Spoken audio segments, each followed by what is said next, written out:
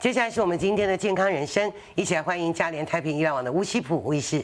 观众朋友们，大家好，美你好。吴医师今天要聊的咳嗽，但是咳嗽听起来好像没什么大问题嘛，就是平常怎么样都会咳嗽，到底会怎么样造成咳嗽的发生？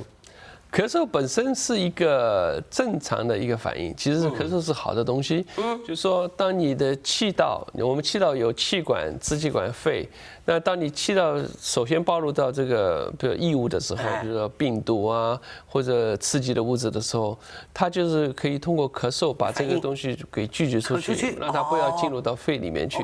所以说，咳嗽是一个正常的。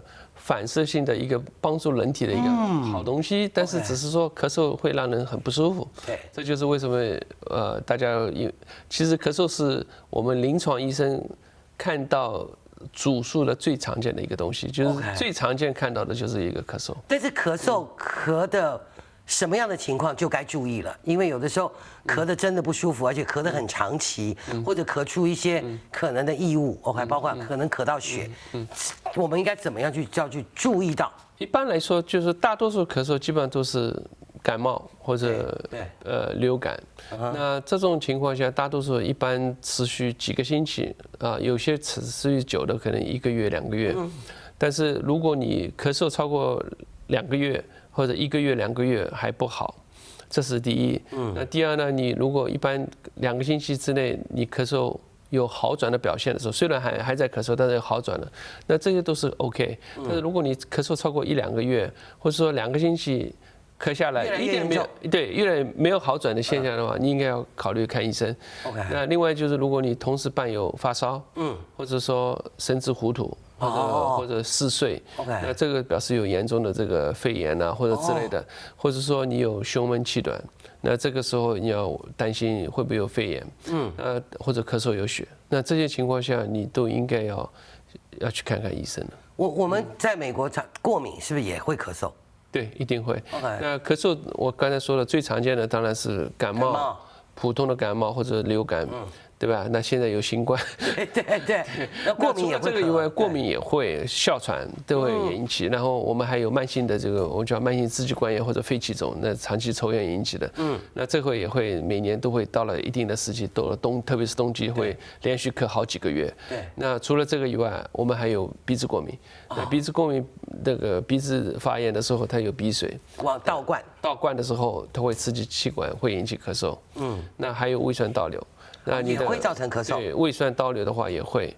那另外有一种血压药，那有一种血压药，不是所有的血压药，就有一种血压药现在用的比较少了，但也会引起干咳。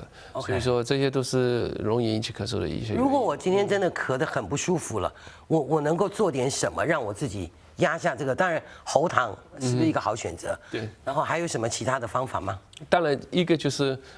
我们外面买得到的，就是非处方的，里面有止咳的，也有止咳的，也有化痰的药。如果你有痰很多的话，有化痰止咳。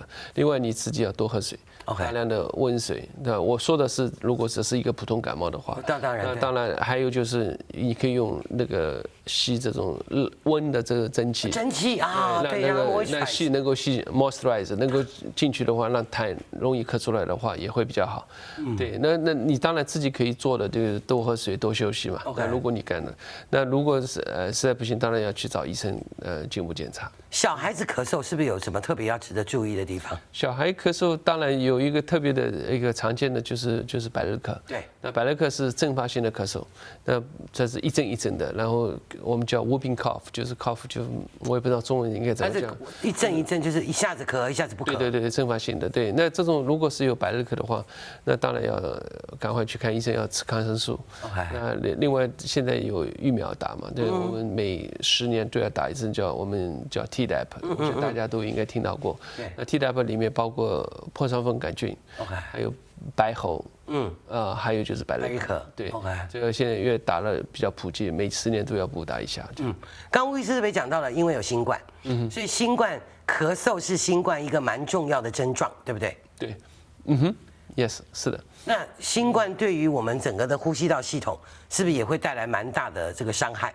对，那新冠也好，流感也好，普通的感冒病毒都是病毒。对。那他们一般首先是进入到我们的气道，气道里面我们分为上呼吸道和下呼吸道。那上呼吸道包括你的鼻子、口咽部，还有就是气管，还有包括支气管。那这个时候，如果你的病毒只是限制到这个地方的时候，我们叫上呼吸道感染。那如果再进一步往下严重一点，那就到了肺，那我们就会产生肺炎。这就是为什么当你达到肺炎的程度的时候，那就比较严重、比较危险了，你需要去吃抗生素啊，甚至有时候也会影响呼吸，会要上呼吸机啊。对。那你说这个严重程度，那你说新冠比起普通感冒那这个严重，它的更严重，更容易进入到这个肺，引起肺炎呢，或者引起其他脏器的一些问题。如果长期在咳，它都不好，基本上就应该要看医生了。除了它可能代表了某个症状之外，它是不是也会影响你整个的，包括声带，是不是都可能会影响到？对，如果上呼吸道感染，其实包括喉炎嘛，那就是说有些人感冒以后声音嘶哑了，对，那就是也是病毒进入到上呼吸道，因为气道的这个气管的进口的地方是你的声带，OK，所以说当你的这个病毒经过的时候，如果喉发炎的话，也会引起声音嘶哑。所以不是因为咳久了声音沙哑，而是感染了造成的声音沙哑。对，因为过去的观念里面就会觉得说啊，一直咳久了，就会造成声音就沙哑了，其实并不然。对不对？按照吴医师来讲说，其实咳嗽就是一个身体的那个所谓的自然的神经的反应。对，OK，它只是让你知道说有些异物进到你的喉咙，它把它推出去而已。但咳嗽，它是不是也会带着病毒传染给别人？如果我们不好好做好一些防护的话，那一定是，因为你咳嗽的时候，你有很多唾沫会进入到空气当中。那另外一个呢，在你附近的时候，如果被吸入的话，这里面是带有病毒的，对不对？那这样的话，另外一个人就会被传染。这就是为什么我们要保持一定的距离，就是戴口罩。对，或者像以前长辈就说咳嗽要把嘴捂着。对，这才有礼貌。对，但是你自己如果有这个，那你有咳嗽的时候，你要捂住。对，如果没有东西的话，你就用手背在那挡住。对，这样也是保护人家不要被你传到。对，今天谢谢吴医师让我们认识了咳嗽，因为我们一直过去可能会认为说咳嗽它是一个病，其实咳嗽不是一个病，它是身体的一个神经的反应。OK， 让你知道说啊，可能有不健康的东西要进到你的肺部了、气管里面了，让认识咳嗽，让自己的生活能够更安全一点。对，OK， 应该是这样。对，今天谢谢吴医师。谢谢。